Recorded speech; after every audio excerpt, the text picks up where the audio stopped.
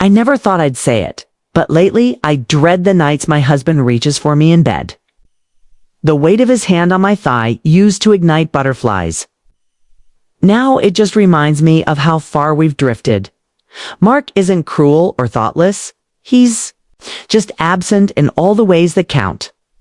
Physically present, yes, but emotionally locked away behind the long hours of work. The quiet dinners and the television we barely watched together. It wasn't always like this. When we married 7 years ago, I was sure he was the one. I had been a single mother for years, and when Mark came along, solid, responsible, stable, I thought I'd finally found peace. He provided structure, security, but somewhere along the way, he stopped seeing me. I became part of the furniture, something to maintain, not desire. Then came Ryan, Mark's son from his first marriage. He moved in with us a year ago after finishing college. Unsure about his next steps, he was supposed to stay for a few months. That turned into a year, and with each passing week, I started to notice things I wasn't supposed to. At first, it was innocent. The way he offered to help me in the kitchen when Mark was buried in his laptop. The way he'd listen genuinely when I talked about my day. He had a quiet confidence that wasn't arrogant, just grounded, and he noticed me, not just in passing, but deeply. His eyes held contact longer than necessary. His compliments, though subtle, lingered in my mind. I felt alive around him in a way I hadn't in years. The guilt came swiftly. Every smile he gave me sent a rush of warmth straight to my chest and a wave of shame right after. He was my stepson. He called me Claire, never Mom, but the title still hung over us like a boundary we were not meant to cross. Mark didn't seem to notice the shift. If he did, he didn't care enough to say anything. He was consumed by his job, working late, taking business calls during dinner, and falling asleep before I even turned off the light. We hadn't been intimate in over a month, and when we were, it felt like a chore, mechanical routine. He touched my body, but never seemed to reach my soul. One evening after a quiet dinner, Mark excused himself to work in the study. Ryan lingered behind, helping me stack the dishes. I dropped a glass, clumsy, flustered, and he reached out to catch it. His hand brushing against mine. That touch, so brief yet electric, lingered far longer than it should have. "Are you okay?" he asked, his voice low and steady.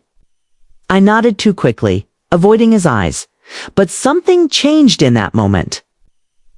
I couldn't unfeel the spark, the charged energy that passed between us. It scared me and thrilled me. That night, I lay in bed next to Mark, staring at the ceiling. He was already snoring softly, a world away from me, even though our bodies shared the same mattress. My mind wandered to Ryan, his voice, his smile, the way he made me feel seen. I wrapped the blanket tighter around me, trying to smother the ache inside. I wasn't proud of these feelings. I didn't go looking for them, but they found me anyway, in the quiet spaces between neglect and longing. The next morning, I avoided Ryan's eyes. I buried myself in chores, in errands, in anything that would keep my thoughts from wandering. But he wasn't oblivious. He lingered a little longer in the doorway when saying goodbye. His gaze held questions I didn't have the courage to answer. I knew then that a line had been drawn in the sand. And no matter how much I tried to ignore it, the tide was rising, inching closer every day. I told myself it was just loneliness, that I craved attention, not him. But deep down, I knew better. It wasn't just the way Ryan looked at me. It was how he made me feel like I still mattered, like I was still a woman worth wanting. Something had awakened inside me. Something dangerous, and I wasn't sure I wanted to put it back to sleep. 4 days. I tried to push the thoughts away. I busied myself with laundry, with grocery lists, with scrolling through social media as if distraction could scrub my conscience clean. But no matter how many times, I reminded myself that Ryan was off limits. My body refused to forget the way it reacted to him. It's the way my heart fluttered at his footsteps. The heat that rose when his arm brushed mine. Mark, as usual, remained oblivious. Or maybe he just didn't care enough to ask why. I seemed tense, distracted, quieter than usual. If he noticed, he chose silence over confrontation. We shared the same. Routines, coffee in the morning, quiet dinners, separate evenings, but not the same life. We had become a rhythm without melody. Then came the storm. That evening, thunder rolled across the sky as a heavy rain began to fall. Mark had called from the office saying a last-minute project would keep him late. I didn't ask when he'd be home. I already knew not to wait. I curled up on the couch with a blanket and a movie, letting the sound of rain drown out the silence of the house. Ryan appeared in the doorway holding 2 mugs of hot chocolate, one eyebrow arched in question. "You watching this alone?" I smiled without meaning to. "Looks like it." He settled beside me, close, but not too close, handing me a mug. The warmth seeped into my hands, but the real heat came from how aware I was of his presence. The room dimmed as the storm cut the power. The screen blinked black.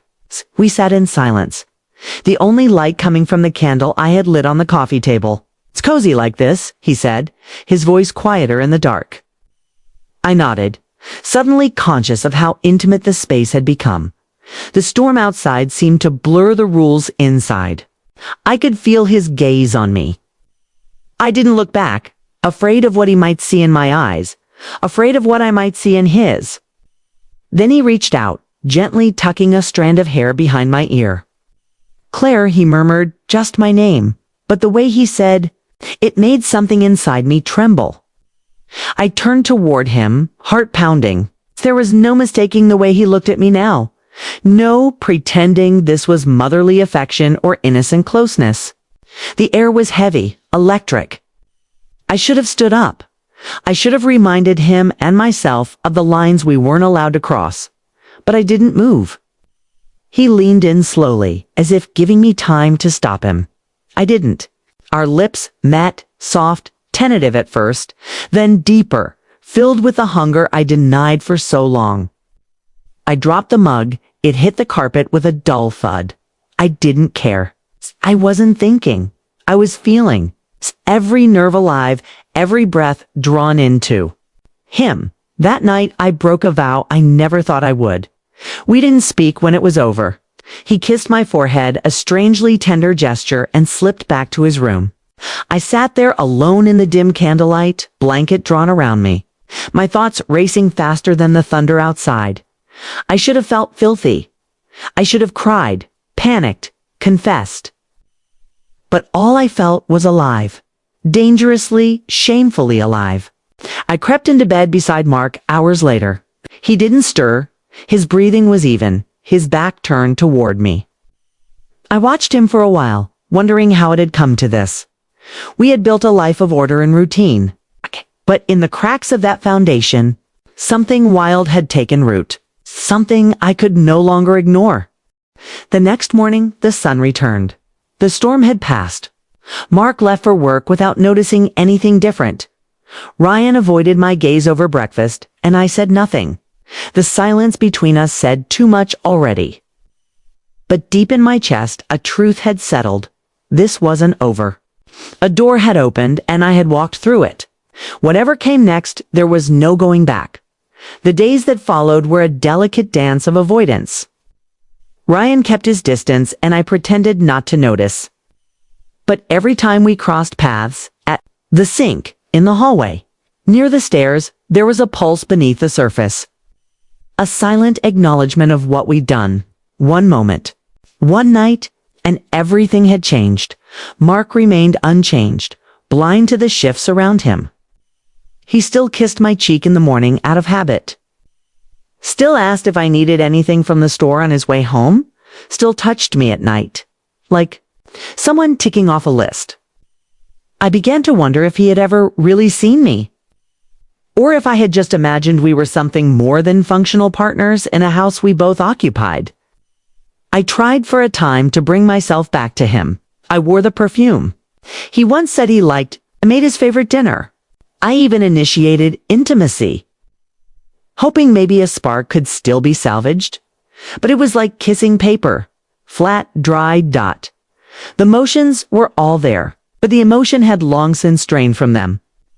I stared at the ceiling afterward, empty and unsatisfied, wondering how long I could keep up this charade. With Ryan, it had been different. There had been a fire, a sense of being wanted, seen, consumed. Not just for my body, but for my presence. It wasn't just the thrill of taboo or the danger of crossing lines.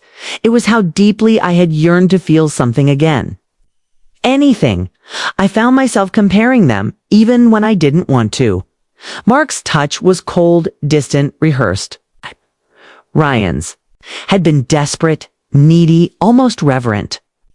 And the guilt that should have buried me by now hadn't. Not entirely. One evening, I stood outside Ryan's bedroom door, heart pounding. I didn't knock, I just stood there, wondering what I was becoming. A wife? A stepmother? A woman torn in two. Ryan opened the door, without warning. He paused when he saw me, his face a mix of surprise and something else, something unreadable. His shirt was off, hair damp from a recent shower, chest rising and falling with careful restraint. We said nothing. I turned and walked away. That was the last time we were ever alone in a room together. The tension grew unbearable. I started avoiding the house during the day.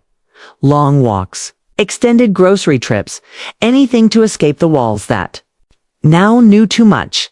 Mark noticed my distance, but mistook it for stress. He suggested a weekend away, just the two of us, a chance to reconnect. I forced a smile and agreed. Not because I wanted to fix things, but because I needed to convince myself that I hadn't fully given up. The weekend was a disaster. Forced conversations, awkward silences, one night in a hotel bed that felt colder than our bedroom at home. Lay awake listening to him snore, aching for a version of myself that no longer existed. When we returned, something in me had settled. Not peace, just resignation. I couldn't leave. Not yet. Not without unraveling the whole family, but I couldn't stay the same either. I had to carry the weight of what I'd done, and worse, what I still wanted. A few weeks later, Ryan told us he'd found a job in another city. He would be moving out by the end of the month. I nodded, congratulated him. Mark clapped him on the back, proud. I kept my smile steady, even as my chest caved in quietly under the table. The morning he left, I watched him load his car from the upstairs window. He never looked back. Maybe it was easier that way. I went back to bed. Mark was already downstairs talking on the phone, making breakfast, living his life. I pulled the covers over my head and breathed in the silence. I've never spoken of it since. Not to Ryan, not to Mark, not even to myself. Not in full. But the memory of that night lingers in the quiet hours. The stolen glances, the hunger, the whispered name. It wasn't love. I know that now. But it was real, raw, human. And for a woman who had felt invisible for so long, it was enough to remind me that I still existed. I still lie beside my husband every night. But sometimes, in the dark, I close my eyes and remember what it felt like to be wanted without question.